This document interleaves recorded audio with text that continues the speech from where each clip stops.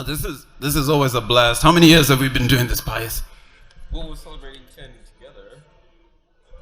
Well, I was on the first Comexposed. The very first one, you were presenting Boris. Yes, I've been with y'all for a little more than 10 years. I hate inside jokes, so I'll share. So the first time Pius presented at Comexposed, he was sharing this project called, say it, you have to say it. Oh, Sergeant Boris. Boris, which was inspired by, go ahead. Yeah, but I was truly. Yeah. We love him, don't we? But what I like about that is the journey has been ongoing and it's led to this point, and there's so much that has come out of it. And I know you've been on a lot of these press tours, but we're going to keep this super conversational as always. Let's start with the voice acting. A lot of people don't know that you're the voice of Mukudze. So you didn't see this coming. So I'm going to ask you to repeat a line from the show. Y'all want to hear some Mukudze? That would be so much fun, wouldn't it? Let's do it. I don't know. From the ruins of... Now I'm doing it. I don't know if I still have the voice. You've got it. Come on. Tiripo, Muku, Nadix, Jimambo, the online king. Hashtag Muku, hashtag Prankster, hashtag Digital Bankrush. Live from the ruins of Great Zimbabwe! Let's give it up. Trust me, in the booth, doing that like 200 times and being told you're not screaming enough. Yeah. Aren't you glad this isn't like a ZTV interview? So what is it like to be working with the Disney people? But anyway.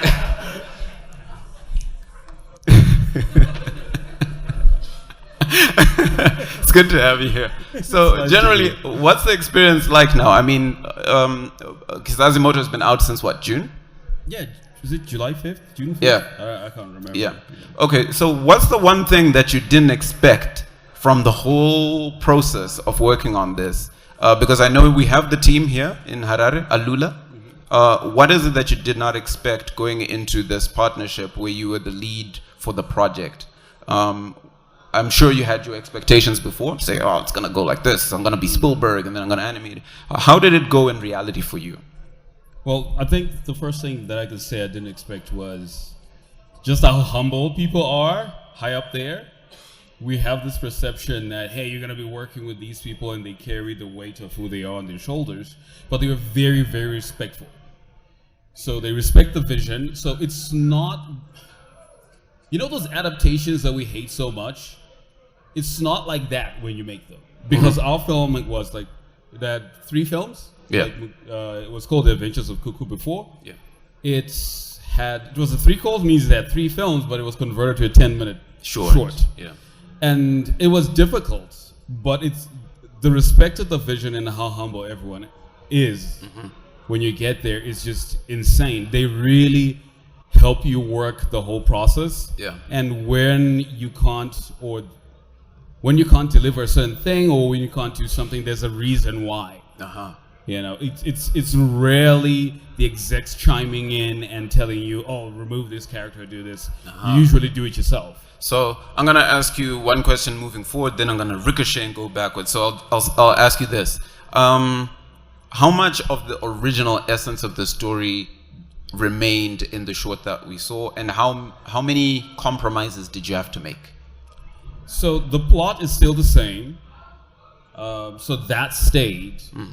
The setting and location is still the same. It's just a theme because our brief was to the stories have to be aspirational from the get-go. Yeah. Right? So they have to sound really cool and give a hopeful view of Africa. Yeah. In a sci-fi context. Now, I don't do sci-fi. No offense. I love my traditional We whatever. just lost half the audience. All those guys just shifted. I'm Yeah, kidding. so I don't usually write sci-fi, right? I love tradition, magic, and all that stuff. Yeah. So initially, the film had the characters go in the past to see what the Great Zimbabwe looked like in its prime, and they had to rush back home. Yeah. Now it was just simple as just switching to going to the future. Yeah. And the same thing and going back home. About 8 characters were written out. Yeah, because I think that makes sense with the limitations of a 10-minute short, right? But I still think that even if it was a feature film, I would have still written out some of those characters because some characters that we had in there were dead weight. It's like, why does he have a best friend? Yeah. Why do you have a wizard? You know, if a wizard tells you something, then did you learn it? The character has to learn it. Yeah.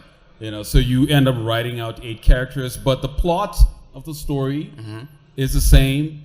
We worked a lot in terms of developing characters. Now, I don't mean artwork. I mean in writing. We spent 2 years writing. Yeah. Yeah, like over 100 and whatever drafts. Yeah. So you can imagine how everything just circles and changes. But funny enough, you write 200 drafts only to come back to like the 3rd draft. Wow. Wow. What does that look like? I mean, what's the point that you realize, you know what, number 3 was better than number 293? It's, you keep on asking why. I think that was the most frustrating thing for the first couple of months, is that you write a draft that you think this is absolutely amazing. And then you get one exec says, yeah, but why? And then you're like, well, just because, okay? Yeah. So it's like you have to justify everything that you're doing. Like nothing has to be like, oh, because I want him to wear a hat. It's like, why is the character wearing that hat? Yeah. So you get to a point where you're writing your stories and answering a lot of whys until you have a whole bunch of whys that you can't answer. Yeah. And we have to get into pre-production. Yeah. So I said I was going to send you forward and then send you back, and I think a lot of people are interested in the audience. And how did you land this opportunity to begin with? I mean, if it was that easy, we'd all just line up and go to Disney and say, hey, I've got this story. Ruvimbo. You know? So how was, what would you say was the path? What steps did you take, accidental or intentional, for you to get to find this kind of opportunity? I think 2 things. Number one is just like what Lee's doing, man. Just keep doing stuff. You know what I mean? Keep doing stuff. Keep perfecting your craft and networking. Yeah. Because if you know someone, that someone can know someone, and people are having conversations, dropping your names, and you don't know it. Yeah. So it has to be like a union of the two, of like you doing some kind of good work that people can easily look you up, plus the networking where somebody says Eugene, and that executive is going to look up Eugene. It's like, oh, so that was real. Yeah. So I think we had been doing that as a studio for a couple of years. Yeah. People have been seeing our work. We hope they liked it. So I'm sure they did. And I'm sure some people are discovering you for the first time now. Say they're discovering Pious now. And I think it's important and honest to acknowledge the amount of work that came before this particular project and the team that you've built. Yeah. So you want to talk about those guys as well? Absolutely. So I had a studio called Alula Animation. So we're an animation and visual effects studio based in Avondale, so literally like 10 minutes from here. We've been in the game for about 7 years, but as a company, this is our 5th year, so like half of you. You'll get there. Yeah, so we have a great team that does visual effects. I'm talking Lee, Liberty, Will, Willie, Lionel, I just know him as Brainy, and a whole slew of other people who do so many things. So we've been doing commercials, but our approach has always been like, you have a product, we make a short film as a commercial. So we've been doing that for quite a number of years.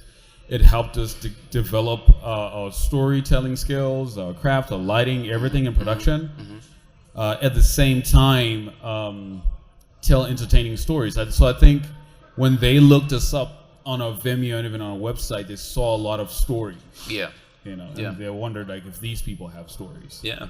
Last year at the Zimbabwe International Film Festival, you made this interesting point about how you used your commercial work as training ground to tell stories. Do you want to share? Do you remember that? Do you want to share? Oh yes, absolutely. That was an interesting take, and look, I think we're still doing it. Yeah. Sorry, Telco, if we're gonna pitch to you. So, listen, we studied. All of our artists did animation for entertainment, but there's no film industry in the sense of like Hollywood or South Africa here. So the thing is, you need someone to fund you to do what you want to do. You don't want to quit doing it at some point. So we had a lot of things that we needed to study before we go out there and pitch our films to the world and say we do this. So what our approach was, we would always approach a client and would say to them, hey, you know, we got this cool concept that we think you would like, and why don't we go ahead and do it? And what we wouldn't tell them is that behind the scenes, we have this cool thing that we want to do, and we want someone to pay for R&D. R&D is research and development. So it's like, we want to do hair. We want to do, got this new plugin we want to buy. We put it in the bill and everything. So they pay for everything, and then we're doing their ad while training. Financing basically. and training. So we'll do that on each and every single ad. Can we do an animated product? Can we do moving cameras? Can we do characters that talk? How many characters can we do? World building. So if you see like an ad like the Dairy Board one that we did, it had like 12 worlds over 3 months. So it's like, how many worlds can we create? How many characters can we put in there? So that helped us over the first 3 years figure out a lot, because the clients were getting what they were asking for. And from our side, we were researching. So by the time Disney came into picture, we basically knew everything there is to know about production. Excellent. I'm really interested as well in things like credits. I looked at the credits for the show, and I was really excited when I saw Zion Black was part of the team that worked on the sound. So do you want, because collaboration has been such a big theme of our conversations here, do you want to talk about your relationship with Zion Black, who he is, what he contributed, how you met? Yeah, so I met Zion at Comexposed, it was like 4 years ago, I think. Yeah, I think that was 2019. 2019, yeah. So I met Zion, and he was doing this amazing experimental stuff with audios from like 100 years ago. And I was like, first of all, where did you get that? Wow. So, and he had done the awesome whole Nyokam Sango. Oh yeah, so if you know the Thomas Mafumo Nyokam Sango dubstep remix, this is the guy behind it. Yeah. That's the guy we're talking about. So basically we struck a friendship then, and I said, you know what, we're going to work together. And then at the studio... So it happened at Comexposed? Yes, this all happened at Comexposed. So talk to people. It's amazing. So then we reached out to him, and I said, hey, we're going to work with you. So what we usually used to do is we used to just buy tracks online and use them in our projects. But this time we're like, no, we want something custom. Yeah. So we gave him a sample of something that we liked, and then he crafted a whole score. Now, not a soundtrack as such, but a whole score. A whole musical score for a film. Musical score. Wow. So that was insane. The same Dayboard project, because we wanted to introduce something new at that time. So he did an amazing score, and ever since we've been working together. So as soon as we started working on Disney Kizazi Moto, I was just like, I want to bring in as much Zimbabweans as possible. Wow. So I reached out to him, and that's how we got to work together. Got to work with Pop Tan. Amazing. Pop Tan. Yes. Yeah? Yeah, he did Pop Tan and what's his name again? I forgot his name. I haven't met him, but I know Nutty O's manager. Believe that? Can you believe that? Through this one thing, it's like tips and bars, or is it lips and cars, or it's slips and it's a Farai, you got it. What they call it? Louder for the people in the back. Yeah, maybe next time you could have him, but you have to. Yes, it's absolutely. all in there. Shout out. I just remembered his name, Young DLC. He did the scoring and stuff. And Disney loved the Zimbabwean music so much that I think it was trailer 1. Oh yeah, Zimbabwean that was Pop was, 10. Yeah. So Pop 10 and Zion. So. Wow. So generally, you've got this team, the Avondale team. I've had an opportunity to talk to some of the other production managers and directors of some of the other shorts from Kizazi Moto, and they all expressed how they didn't always have the ability or opportunity to take their entire indigenous team into the production, and that was like a bit of a pain point. How did you navigate that? How many of your boys, the crew, did you manage to take with you? Yeah, so that was actually quite an interesting conversation, because you assume that because you're working with them, they're just going to take your whole studio. Mm-hmm. But there's like a 48-page document that you have to check for security and all that. And we didn't qualify for the first page. Oh, shame. Like literally, like the first page, like, okay, we don't have cameras in the studio. We don't have this and then that. So that made it very difficult for our studio to would you encourage local studios to set up those requirements or that kind of infrastructure? Definitely. If you want to get to the real money, do it. Yeah. Yeah. Can you? I'm sure these guys are interested. What kind of measures are those, or what kind of requirements do they so have? your internet speed, number one. Bye. Yeah. So your internet speed, your servers, your security, the no phones during production. Yeah. So you can't receive WhatsApps and whatever because somebody can just take a snapshot of and then that leaks online. So there's a lot. The rest we didn't go past page 2, so I can't give you the rest because it was just fine print everything. We didn't qualify. But back to the story. Yeah. So what we ended up doing was we plugged our team into the production house that we're working with. That was a Canadian one. And we entered a sweet deal with Liquid Home, and they gave us a good line, plugged into the servers. So we were able to do environments on a film. So the whole world that you see, our team worked on almost a whole bunch of buildings in there. And later on, we did, I think, 60 visual effects shots, in the climactic action, the whole sequence where they're flying and they jump into the whatever. Our studio basically handled the visual effects on that. But at that time, we were now trusted enough to basically take on a whole chunk of the film. Excellent. So here you have the project. It's out. It's been out for a while. What has the journey been like coming out of that? You no longer have their support. Obviously, outside of maybe publicity and marketing, you don't have a lot that you do with them. How are you using that opportunity to springboard to the next level? Yeah, so funny enough, obviously they weaned me from the account. So they cut me off, they're not paying me anymore. Oh, sure. But they keep on supporting you. Oh, yeah. It's so weird and interesting when you post something and then Disney reposts whatever it is that you posted. So like what Lee was saying, networking, the people that you know. So we still have great support. Now friends with Peter Ramsey and all those kind of people. They still support you. Yeah. And they get you in spaces where you're able to do amazing things at the same level. Yeah. So they don't drop you. The thing about working with people like the Walt Disney is that once they invest in you, they want to work with you for as long as possible. Yeah. So they don't drop you in a sense. That is if you're disciplined enough. That's awesome. Yeah. Yeah. So please keep going. The story. Of the artist. No, like your journey to the point that you got picked up. Yes. Told me. Yeah. So they reached out to me and they said, "Hey, do you have 3 stories?" Because at that time they were just going with a dragonite through the whole of Africa looking for stories. Wow. So it's just an online effort that they were doing. No, it was very much undercover. Okay. So you wouldn't know that they're watching you, but they are. So they'll reach out to people that they found are doing influential stuff, with some range of success. So they reached out, wanted 3 films. Of course, I had 3 films, but I had one that was quite confident. I was like, this one. They're like, but it's gonna lessen your chances. I was like, if I don't get in, that's fine. Yeah. It's not my time. So we went through from, I think, over 100 submissions, and then down to 65, and then down to 25. And you're thinking, as a Zimbabwean, this is as far as I go. Yeah. So from 25, they chose the final 16, and we went through a year of development. So basically, when you pitch a story, you have to go through this process called development. Yeah. And development is basically you figuring out the story, doing the characters and all that stuff.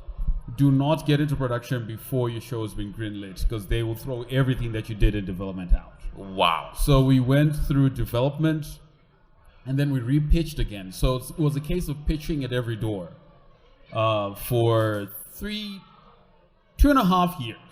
Wow. You're constantly pitching. And then 2021 December, we pitched again to the execs. And then we went through a grueling Christmas where you didn't know if you got in or not. And then January announcement was supposed to happen. It didn't happen. I think it happened in Feb. Wow. And our stomachs were turning, and they're like, "You're part of the final 10." And then it was like, "Yes." Wow. So basically, then we started writing again.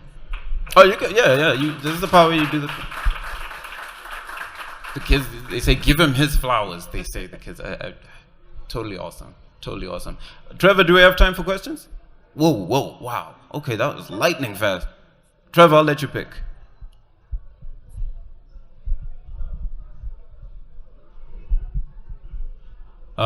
Thank you for the talk. My name is Tears in the Soil, poet, spoken word artist. Actually auditioned for the part of Mukudze. Wow.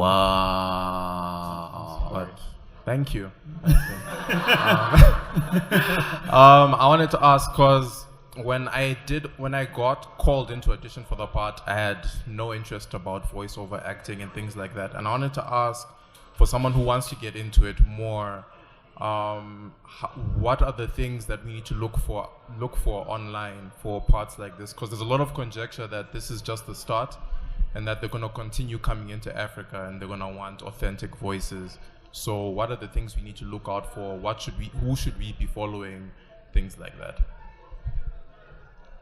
Yeah, so first of all, just being plugged into the Comexposed space. Wait, what? What was that? Exactly. Being plugged into the Comexposed space is good enough. It's a Comexposed, you said? Yes. So in terms of knowing what's happening out there, plugged into LinkedIn. I used to make fun of LinkedIn because they just congratulate each other every day. Thank you for 5 years. Thank you. They're constantly. Yeah. But there's a lot of calls that are constantly happening there. And reaching out to people and just letting them know that you do. Look, I used to be scared of just like seeing like Shamik from Disney and them like, oh no, do not bother him. Please do bother them. Yeah. Bother those people. Just jump in the DMs. They do remember stuff like that. But in terms of like perfecting your craft, because you said you weren't interested in it, right? My advice to people that because I did have people that I wanted to get the role. I didn't know I was going to get the role. Cause I ended up auditioning in the end because of, I don't want to talk about it, but my advice to people was be annoying. Remember that line from all those movies, because usually when they ask for tapes before they hand you the script, if you're in animation, maybe you want to do voices for companies like Disney and whatnot, right? Remember a line from Frozen, like what Olaf did, whatever, right? And play the part. You know what I mean? Play an existing character. So create like a demo tape? Exactly.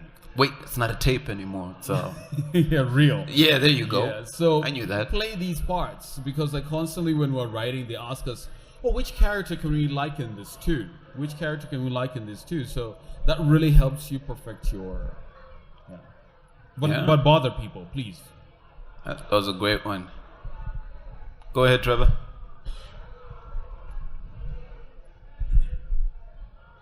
Okay, hi guys. Farai Mutsingwa here, founder of Story Untold once again. So with Pious, this is an interesting one because I've known you since I think 2018. I interviewed you first for TechZim back in 2018 or 19. 19. Not saying this to brag, but yeah, my talent ID is kind of great. But in 2018, I asked you, do we have an industry? You said no. In 2021, after I started Untold, I asked you the same question. Do we have an industry yet? You said no again. What I want to ask you this time is, what has changed for the better or for the worse since we last talked for Untold in 2021 in terms of like the industry, the animation industry in Zim? What are the good things you're seeing and what are the bad things you're seeing? I hope that was good because I was kind of talking fast. That was a good, that's some good. It is still quite a charged question, because I still honestly believe that we don't have an industry in the sense of like what an industry is. Because when you look at an industry, we're looking at business, right? Are we generating enough money for us to fund the animation community, right? And right now we're not generating enough money. Simply because, first of all, our own country is not investing in the arts, or they're not investing enough. So we don't have an industry in the sense of like the car industry or the mining industry or agricultural industry. We still don't. We have a community of people who do amazing work. What are like the good things that are happening since then, and maybe what are the things that have regressed? So that's where I want to jump in. We have a community of people doing amazing work, and that community is growing bigger and bigger. Yeah. You know, it's quite funny because when you start, you think, oh, there's just like few people here and there, and then you realize, no, there's a lot. We ran a virtual demo before we started working with Disney where we asked juniors or just people out there, and we ran a virtual studio with almost, I think, 40 artists locally for 2 weeks. I don't know if there are any who were part of that one here, but the amazing work that was there at that time was just mind-blowing. And all these people are shy to get out of the bedrooms, right? And people are now aware that this is something you can actually make real money from. So, and also parents are now taking this serious, and that's very, very important if parents are now taking this serious. I am now tired of parents saying, I want my child to be at your studio. And I'm just like, HR, that's very difficult to have a 12-year-old in the studio. But parents are now taking it serious, so that really, really helps because it is actually turning into real money. Yeah, which is a very interesting conversation for another day. Wow. Go ahead, Artelo. Hello, everybody. Malvin, also known as Artelo. I'm a digital artist, concept artist, and illustrator. So my question is more on the design aspect or the concept art stage of, let's say, for example, Kizazi Moto. How many, starting from the beginning, you have your backstory. We've laid out your backstory. You've chosen the key points, like the archetypes, the tropes, and the spins for the character. How do you find a balance between making the exaggeration of a character so that it's fantastical to kids, but still keeping it practical for the story? So your character demos are very, very important. You gotta treat your characters like real people. The problem is if you don't respect your story and your craft and your whatever, and you get in there and you still call them apple pie, right? Because in the writer's room, you realize that there's a lot of people who when you're writing these stories, they put their trauma in there. Like, I'm not going to air it out, right? But my co-director put in something that was so emotional in Rumbi, and I was like, I'm going to back off. Do you know what I mean? Like, because that was a part that I didn't ask for, but he put in there, and it made sense. So Rumbi ends up being a real person, right? So when you start now designing the character, and when you hand over the character bio to the concept artist, which please, Zimbabwean concept artists, put your work out there. Please, put your work out there. Don't just put your work out there. Anyway, when you started working with these character artists, right? They feel that this is a real human being. You talk about the character as if the character is in another room. So that really helps in terms of grounding. And then your art director is going to do most of the work for you, honestly. And in terms of finding the Zimbabwean look, mood boards, baby. When you put mood boards, what do Zimbabwean facial features look like? That stuff. My God, I was in all of your Facebook. All of you. I have a mood board of everyone's faces here to make up these characters. It's creepy, but it's so cool. Right. My name is Shingra Sabeta. I'm a creative. Shingi. Pious, well done for what you guys have done. I think you've raised new standards, you've raised the bar, so now we know what we gotta aim for and beyond, right? So my question to you is, or two parts. What was the business deal with Disney? And secondly, how much did you guys make? He doesn't mess around. He just bites straight to the chocolatey center right there. Right. So I got 3 minutes to tear into those two questions. So the business deal that Disney gives you is, first of all, they're a billion-dollar company, multi-billion-dollar company. They have a lot of power. So you don't have much in terms of negotiation. When we tried to negotiate, they hired a lawyer who was paid, I think, like $400 an hour, right? And we went through the whole contract and nothing changed. Right? So it was either take it or leave it. But then when you start working with them, then you realize that if Alula grows to that level, I'll probably do the same thing too, right? So because it was a first-time project, you realize what you're losing, so you gotta give it away. Please, give it away. You know the story that you love? If you call yourself a true creative, give it away. If you don't give it away, you're not a creative. Because if you're creative, you will give it away and you will make more. And what are you going to do with it? Because they're a multi-billion-dollar company. They can invest millions in that and it becomes better than what you're going to make it. So the deal for me was exposure while getting a little bit of money. In terms of like how much we made as a studio, I cannot give you the values, but it was beautiful. There's a lot that goes into it. contracts, certain things that we're not supposed to. No, I'm not allowed. Because there could be someone from Netflix, Sony, whatever. Comexposed, yeah. Comexposed. So we can't give out those numbers, but they were very good numbers. well, I'll say this. His choice of words was kind of telling. He said it was beautiful. And I'm close to him, so I noticed a small tear form on the corner of his eye.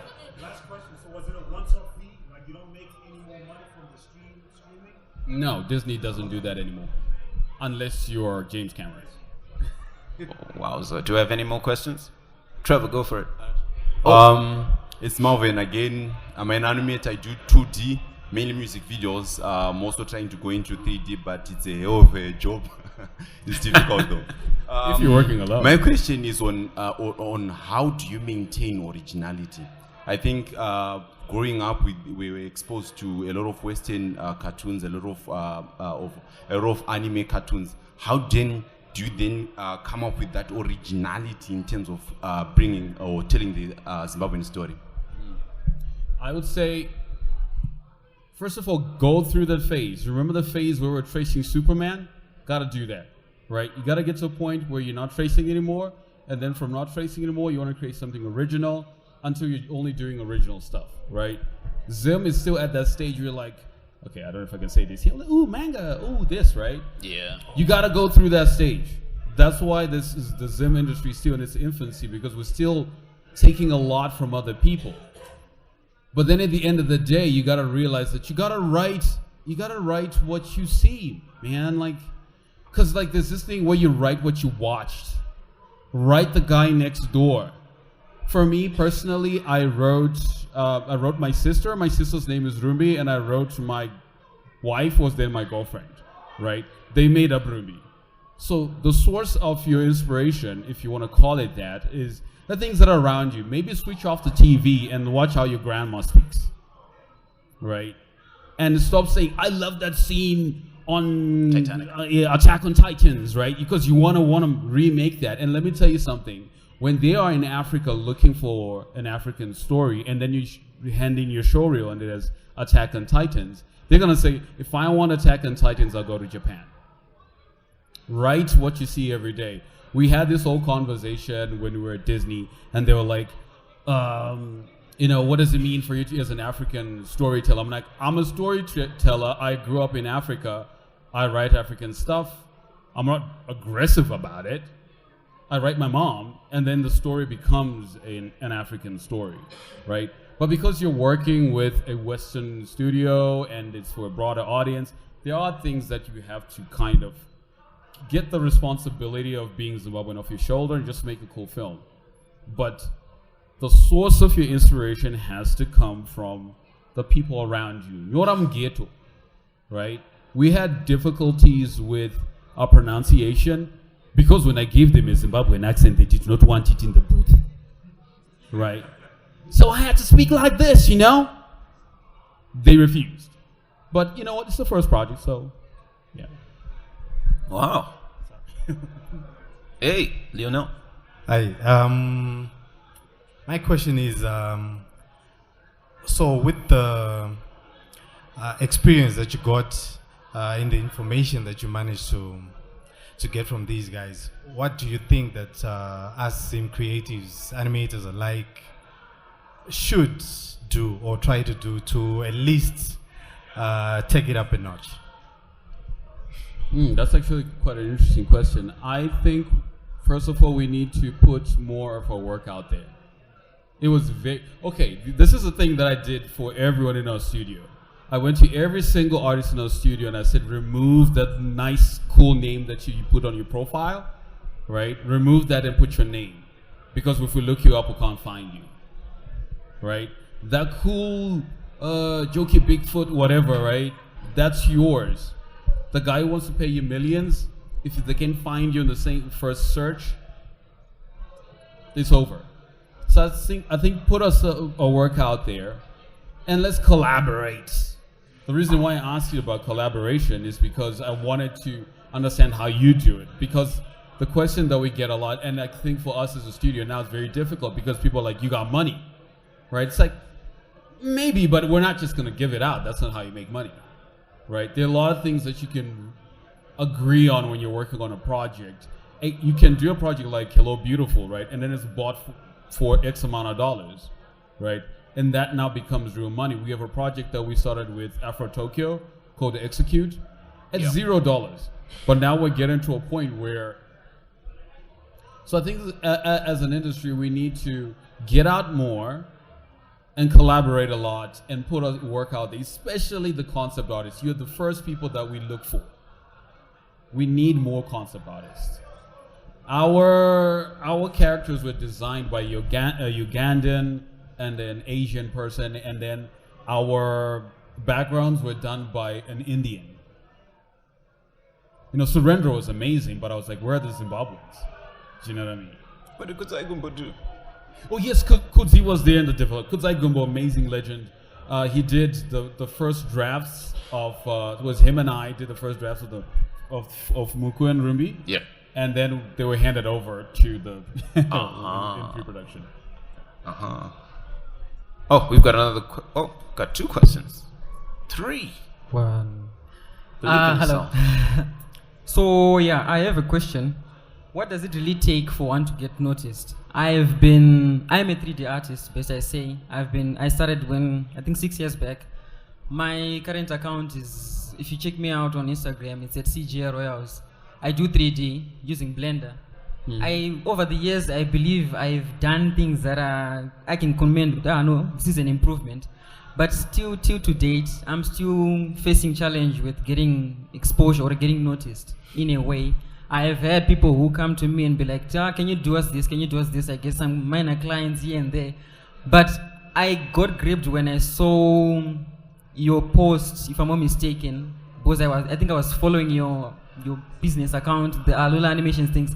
Then I noticed there was the Disney Plus mentioned. Then I was like, no, this was photoshopped. But then I went there, I'm joking.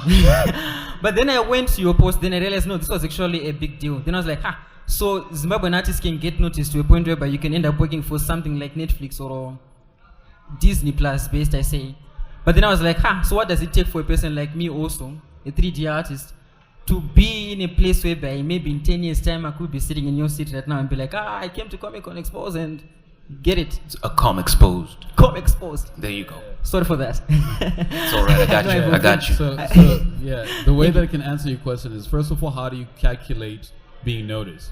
If you're calculating being noticed by how many likes I got on my artwork, that doesn't mean anything. We worked with the artists who had like 17 likes on their artwork, but their artwork was amazing. Da Vinci did not make millions until he was dead.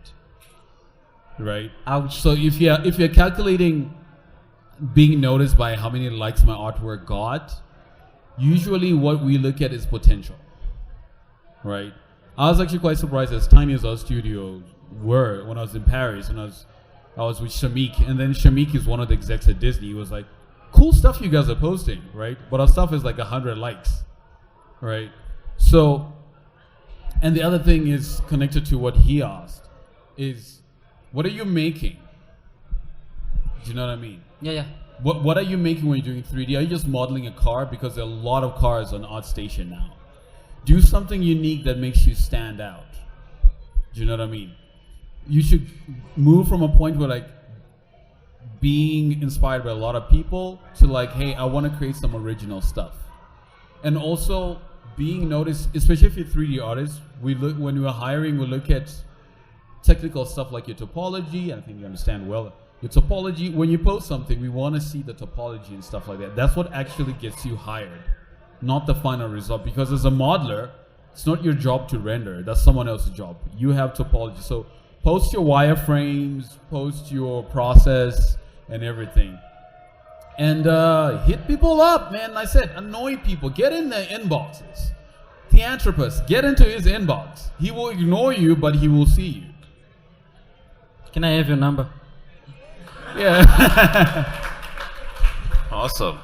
Hi, my name is Joel. So I want to ask a question in relation to the case of originality. My friend and I would like to delve into the industry of anime and like I want to create webtoons, like I said earlier. And there's a scenario whereby I approach my friend. I'm like, yo, I have a deal like this, that, and it's like, oh, it's already been done. That's Tokyo Revengers. And I'm like, okay, fine. Let's do people throwing gang signs in power. Oh, that's Naruto. Fine, let's do people going blonde. That's Dragon Ball. And like, we create our own stories, you understand? But then you figure out that there's someone who has already done it before you. So how can you counterattack such scenarios? Well, it's difficult because people are doing stuff every day. If you notice the rate of invention that's happening today in the engineering world as compared to like the 1900s, a light bulb was celebrated for years, but these days somebody's just creating crazy stuff. So it's very difficult for you to circumvent or try to counter originality in that sense, right?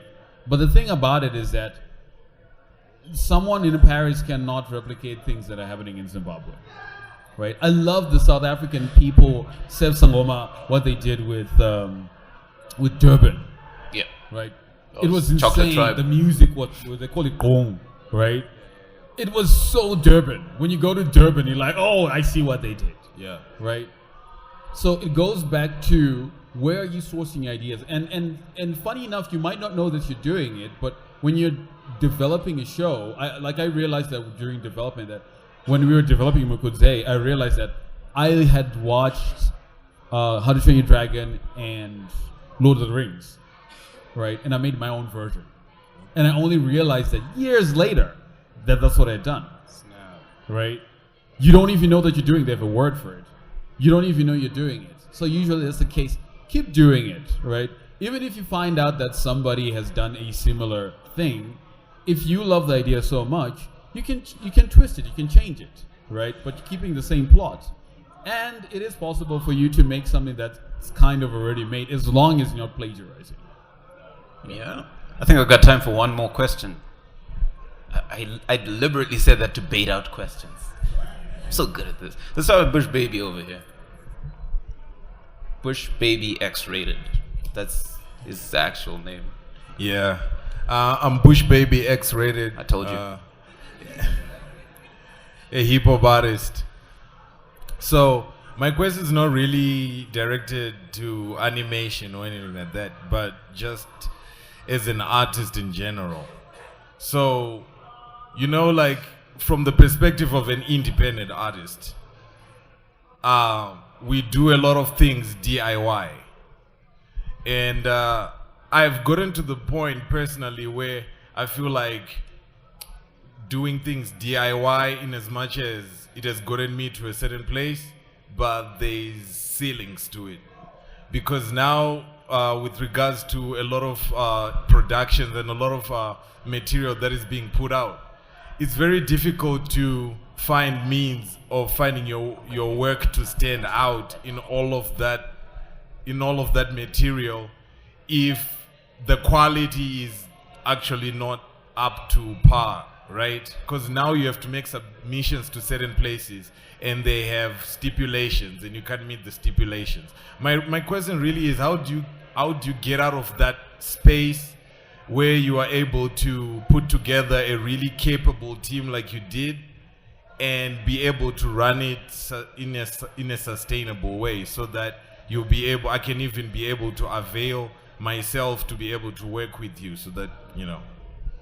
I would say like the whole DIY thing, like when we started working with Disney, we assumed that they have a secret sauce. You know what I mean? Like, what is your chicken taste good? You have a secret sauce. And then you realize that in production, midway, we're already like 3 years in, we're DIYing everything, right?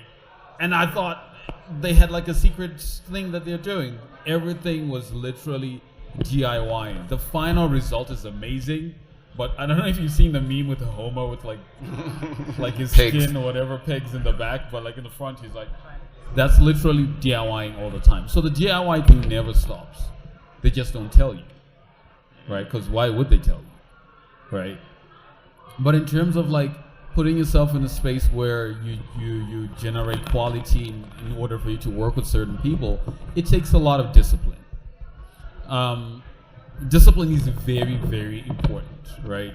How you carry yourself, because like part of being hired is it goes beyond I'm good. There are good people who are jerks, right? There are good people who they start, like, no offense, but they start drinking at like 6, right? In the creative world, like, there's no cap on which time to close off. So if somebody's thinking, I gotta go, hit 1, right? And like on Monday, you're coming with a hangover or whatever, right? There's a certain level of discipline that you gotta have. Like artists in the studio, we never told them at our studio what time to drink, but I noticed that they all just drink on the weekends. And they moderately drink until the project is done. So there's a lot of things that we look into.